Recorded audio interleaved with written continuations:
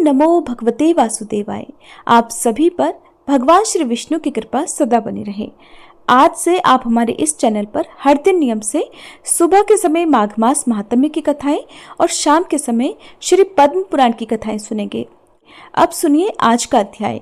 एक समय की बात है, श्री सूत जी ने अपने गुरु श्री व्यास जी से कहा कि हे गुरुदेव, कृपा करके आप मुझसे माघ मास का महात्म्य कहिए, क्योंकि मैं आपका शिष्य हूँ। तब व्यास जी कहने लगे, हे सूत जी, जो कथा अब मैं आपको सुनाऊंगा उसे ध्यान पूर्वक सुनो।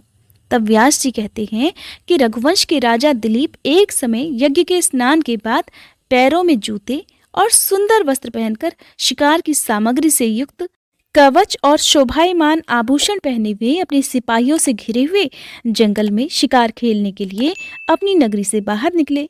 उनके सिपाही जंगल में शिकार करने के लिए मृग, व्याघ्र, सिंह आदि जंतुओं की तलाश में इधर उधर घूमने लगे। उस वन में वनस्थली अत्यंत शोभा को प्राप्त हो रही थी। उस वन की सुंदरता देखते ही बनती थी। कहीं कहीं हिरणों के झुंड फिरते थे, कहीं गीदड़ अपना भयंकर शब्द कर रहे थे, कहीं जंगली गैंडों का समूह हाथियों के समान फिर रहा था, तो कहीं वृक्ष की कोटरों में बैठे हुए उल्लू अपना भयानक शब्द कर रहे थे। कहीं कहीं शेरों के पदचिन्ह के साथ साथ घायल हिरणों के रक्त से भूमि लाल हो रही थी। कहीं दूध से भरी हुई थनों वाली सुंदर भैंसें फिर रही थी। कहीं पर सुगंधित पुष्प, हरी भरी लताएं वन की शोभा को बढ़ा रही थी।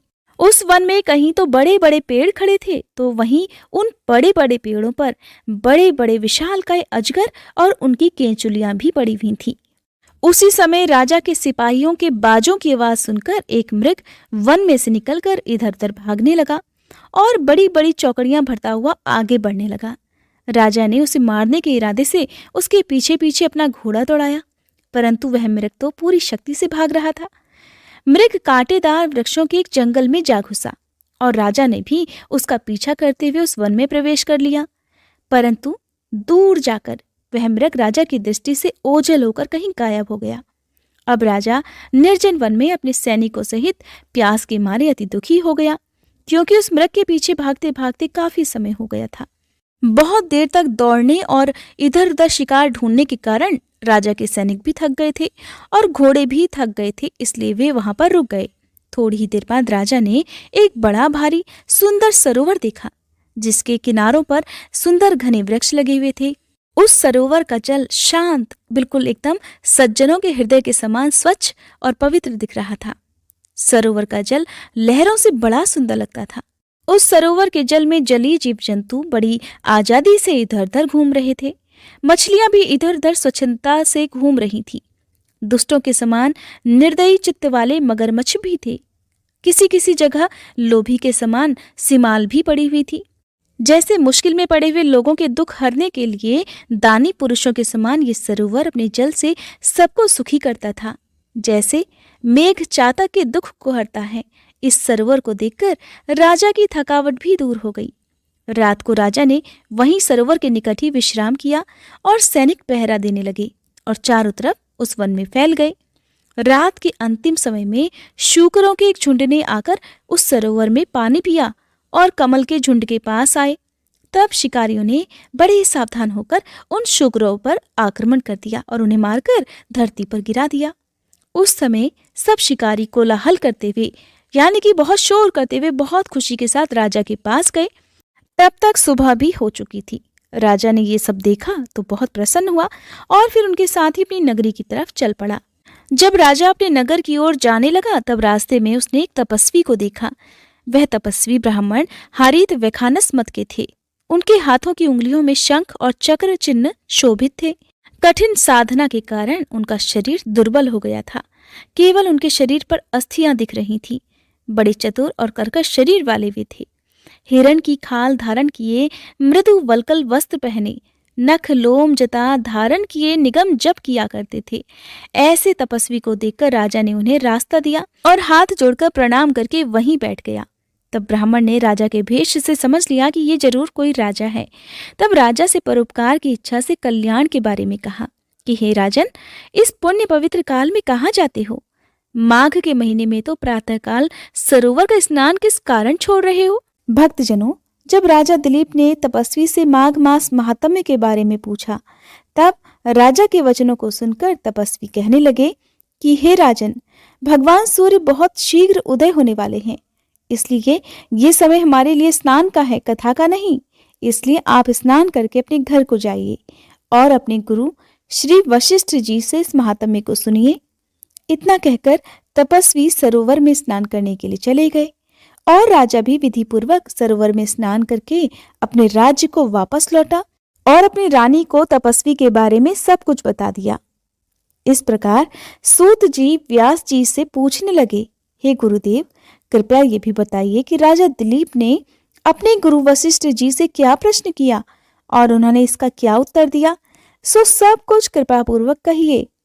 तब व्यास जी कहने लगे, हे सूत जी, राजा दिलीप ने रात को सुख से सोकर प्रातः समय ही अपने गुरु वशिष्ठ जी के पास जाकर उनके चरणों को छूकर उन्हें प्रणाम करके तपस्वी के बताए हुए प्रश्नों को बड़ी विनम्रता से पूछा कि हे गुरु जी, आपने आचार, दंड, नीति, राज्य, धर्म तथा चारों वर्णों के चारों आश्रमों की क्रियाओं, दान और उनके विधान, यज्ञ और उनकी विधियां, व्रत, उनकी प्रतिष्ठा तथा भगवान विष्णु की आराधना अनेक प्रकार से तथा विस्तार पूर्वक मुझको बतलाई। अब आपसे माघ मास के स्नान के महात्म्य को भी सुनना चाहता हूँ। सो हे तपोधन, नियम पूर्वक कृपया इसकी विधि समझाइए। तब गुरु वशिष्ठ जी कहने लगे कि हे राजन, तुमने दोनों लोकों के कल्याणकारी, वनवासी तथा गृहस्थियों के अंतःकरण को पवित्र करने वाले माघ मास के स्नान का बहुत ही सुंदर प्रश्न पूछा है। हे राजन, मैं तुम्हें माघ स्नान का फल सुनाता हूँ, ध्यान पूर्वक सुनो।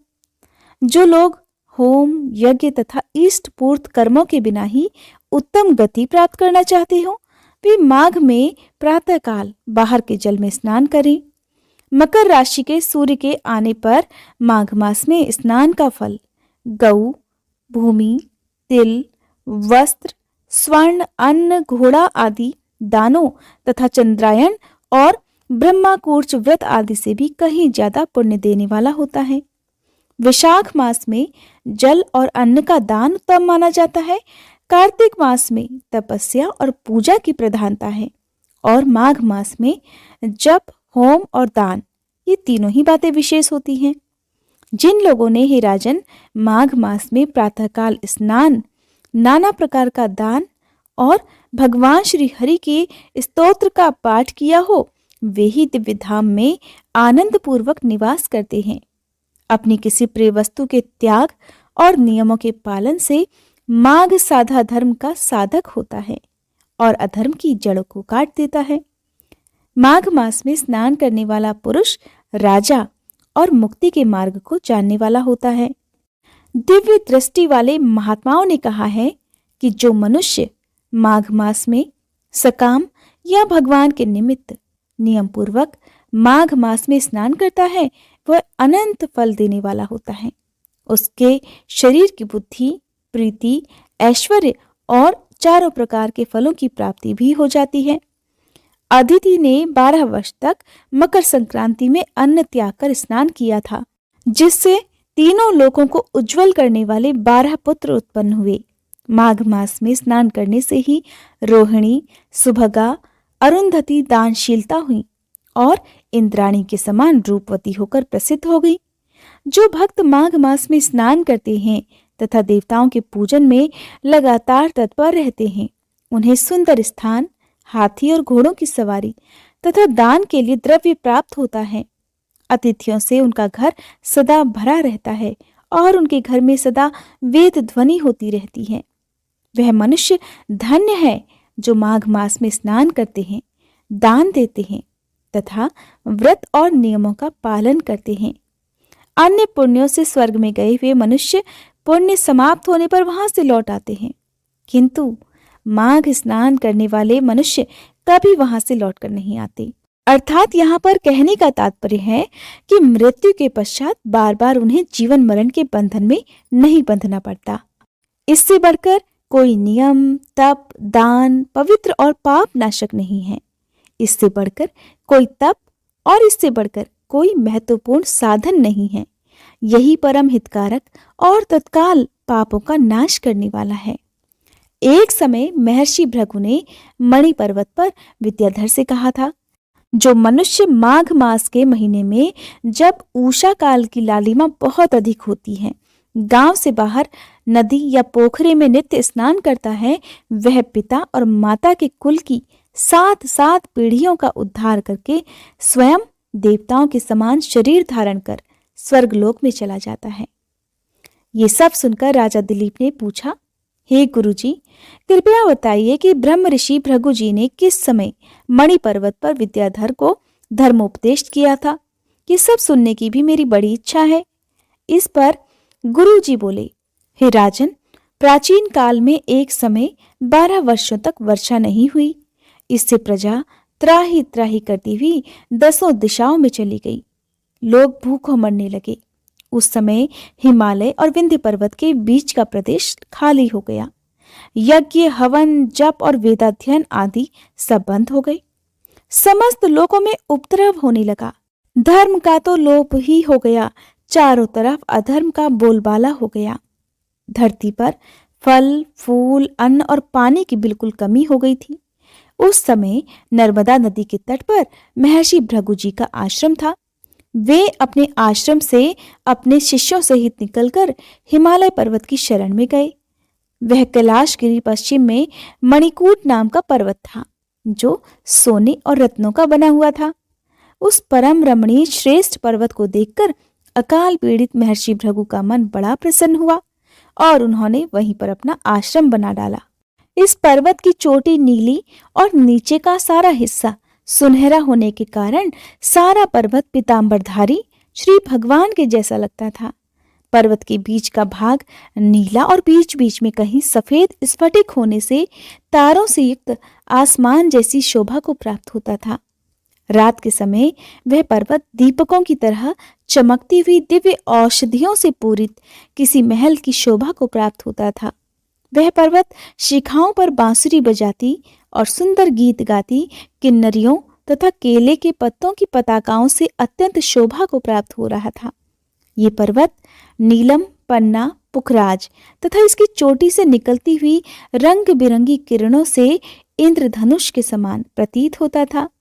स्वर्ण आदि सभी धातुओं से तथा चमकते हुए रत्नों से चारों ओर फैली हुई अग्नि ज्वाला के समान शोभायमान था। गुरु वशिष्ठ जी के सामने राजा दिलीप हाथ जोड़कर प्रणाम करने के बाद कहने लगे कि हे महाराज, ये पर्वत कितना ऊंचा और कितना लंबा चौड़ा है। तब वशिष्ठ जी कहने लगे, हे राजन, ये 36 योजन अर्थात 1 योजन 4 कोस का होता है राजन। ऊंचा पहाड़ चोटी में 10 योजन चौड़ा और नीचे 16 योजन चौड़ा है, जो हरी, चंदन, आम, मदार, देवदार और अर्जुन के वृक्षों से सुशोभित हो रहा है। जब धरती पर अकाल पड़ा तब अकाल से दुखी होकर इस पर्वत को और फल फूलों से परिपूर्ण देखकर भृगु ऋषि वहीं रहने लगे और यहाँ पर कंदराओं, वनों और उपवनों में बहुत दिन तक रहकर तपस्या भी करते रहे।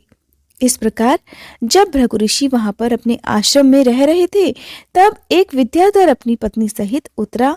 वे अत्यंत दुखी थे। उन्होंने भृगु ऋषि को प्रणाम किया और ऋषि ने बड़े ही मीठे स्वर में उनसे पूछा, हे विद्याधर, क्या बात है? तुम तो बड़े दुखी दिखाई दे रहे हो। इसका क्या कारण हो सकता है? तब विद्याधर बड़े उदास स्वर में कहने लगे, हे महाराज, पुण्य के फल को पाकर, स्वर्ग पाकर तथा देवतुल्य शरीर पाकर भी मेरा मुख व्याघ्र जैसा है। मेरे दुख और अशांति का केवल एकमात्र यही कारण है महाराज। न जाने मेरे किस पाप का फल मिला है। मेरे मन की व्याकुलता का अब दूसरा कारण भी जान लिए गुरुवर। मेरी पत्नी अति रूपवती, मीठा बोलने वाली, नाचने और गाने की कला में अति निपुण, शुद्ध मन वाली, 7 सुरों वाली, वीणा बजाने वाली, जिसने अपने कंठ से गाकर देवर्षि नारद को भी प्रसन्न किया, नाना स्वरों के नाद से वीणा बजाकर कुबेर जी को प्रसन्न किया, अनेक प्रकार के नाच और ताल से भगवान शिव भी अति प्रसन्न होकर रोमांचित हुए थे। शील, उदारता, रूप तथा यौवन में स्वर्ग की कोई भी अप्सरा उस जैसी नहीं है। हे ऋषिवर, कहाँ इतनी चंद्रमुखी स्त्री और कहाँ मैं व्याघ्र मुख वाला। यही चिंता सदा मेरे हृदय को परेशान करती है। इसी कारण मैं बहुत दुखी हूँ। विद्याधर के ऐसे वचन सुनकर तीनों लोकों की भूत भविष्य और वर्तमान की बात जानने वाले तथा दिव्य दृष्टि वाले ऋषि कहने लगे, हे विद्याधर, कर्म करने के विचित्र फलों को प्राप्त होकर ज्ञानी पुरुष भी मोह को प्राप्त हो जाते हैं। हे पुत्र, तुमने मक्खी को देखा है? मक्खी के पैर कितने छोटे छोटे होते हैं, लेकिन मक्खी के पैर जितना विष भी प्राण लेने वाला हो जाता है। छोटे छोटे पापों का फल भी अत्यंत दुख देने लगता है। तुमने माघ मास की एकादशी का व्रत करके द्वादशी न आने तक शरीर में तेल लगाया, इसी पाप कर्म से तुम व्याघ्र हो गए। एकादशी के दिन उपवास करके द्वादशी तिथि को तेल लगाने से राजा पुरुरवा ने भी कुरूप शरीर पाया था। तब वह अपने कुरूप शरीर को देखकर दुखी होकर हिमालय पर्वत पर देव सरोवर के किनारे गया।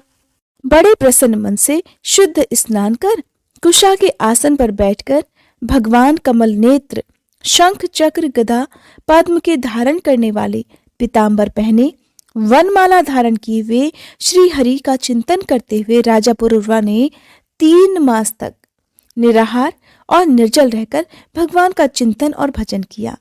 इस प्रकार 7 जन्मों में प्रसन्न होने वाले भगवान राजा के 3 महीने के तपस्या से ही अति प्रसन्न हो गए और माघ मास के शुक्ल पक्ष की एकादशी को प्रसन्न होकर भगवान ने अपने शंख के जल से राजा को पवित्र कर दिया।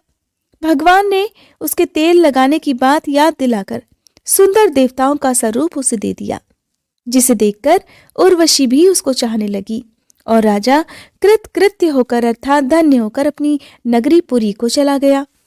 भृगु ऋषि इस प्रकार कहने लगे कि हे विद्याधर, इसलिए तुम क्यों दुखी होते हो? यदि अपना ये राक्षसी रूप छोड़ना ही चाहते हो तो फिर मेरा कहना मानकर जल्दी ही पापों को नष्ट करने वाली हेमकूट नदी में माघ स्नान करो, जहां पर ऋषि सिद्ध देवता निवास करते हैं। अब मैं इसकी विधि बतलाता हूं, ध्यान पूर्वक सुनो। तुम्हारे भाग्य से माघ मास आज से ठीक 5वें दिन ही प्रारंभ होने वाला है। पौष मास के शुक्ल पक्ष की एकादशी से इस व्रत को प्रारंभ करो। धरती पर सोना, जितेंद्रिय रहकर दिन में 3 समय स्नान करके महीने भर तक निराहार रहो। सभी भोगों को त्याग कर तीनों समय भगवान श्री हरि का पूजन भजन करो। जब तुम द्वादशी तिथि को शिवजी स्तोत्र और मंत्रों से पूजन करोगे, श्री हरि की चालीसा का पाठ करोगे, तब तुम्हारा मुंह देखकर सभी आश्चर्यचकित हो जाएंगे और तुम फिर अपनी पत्नी के साथ सुखपूर्वक रह पाओगे। माघ मास के प्रभाव को जानकर सदा माघ में स्नान करो। पाप दरिद्रता से बचने के लिए मनुष्य को सदा यत्न पूर्वक माघ मास का स्नान करना चाहिए। स्नान करने वाला इस लोक तथा परलोक में सदा सुख पाता है। गुरु वशिष्ठ जी कहते हैं कि हे राजा दिलीप, भृगु जी के यह वचन सुनकर वह विद्याधर अपनी पत्नी सहित उसी स्थान पर पर्वत के झरने में माघ का स्नान करता रहा और उसके प्रभाव से उसका मुख देव सदृश हो गया और वह फिर मणिग्रीव पर्वत पर ही आनंद से रहने लगा। भृगु जी भी नियम की समाप्ति पर अपने शिष्यों सहित ईवा नदी के तट पर आ गए और वहीं पर उन्होंने माघ मास का स्नान किया। हरे कृष्णा। आज के अध्याय में बस इतना ही। इसके आगे का वृतांत आप सभी अगली कथा में जरूर सुनिएगा। हरे कृष्णा। भगवान